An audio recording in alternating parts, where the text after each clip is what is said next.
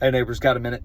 If you're reading along, you already know that this coming Sunday we are in Romans chapter 8. What you may not know, especially if you don't read the weekly e-news that I send out, is that J.D. Walt, the guy who gives us our daily wake-up call about Romans as we've been journeying through this, he'll be actually preaching for us on Sunday. But since he's doing the preaching, I still had a word I wanted to get in about chapter 8. Now, my mom's favorite verse is Romans 8:28, at least one of her favorites. It may be one of yours as well. And as I've admitted, I'm not a Greek scholar, so I can't directly translate from Greek to English that verse. But here's something that I've noticed. Depending on your translation, you could get two very different perspectives from that verse. For example, you may have heard it quoted that God works all things together for the good of those who love him and who are called according to his purposes.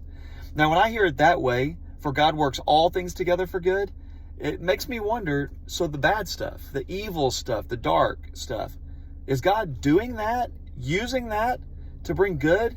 It's kind of hard to understand. Maybe that's what it means. But in the NIV, what I preach from, I keep finding myself reading this and wanting to correct that quoting. In NIV, it says, "For we know this," I'll read it directly for you, "and we know that in all things God works for the good of those he loves and are called according to his purpose."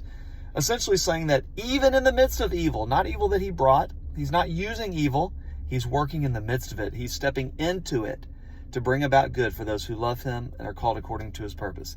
Maybe I'm splitting hairs here. I don't know. I know I've gone a little longer than a minute. Thanks for hanging in there. See you at church, 9:30 or 11, Romans chapter 8. Love y'all.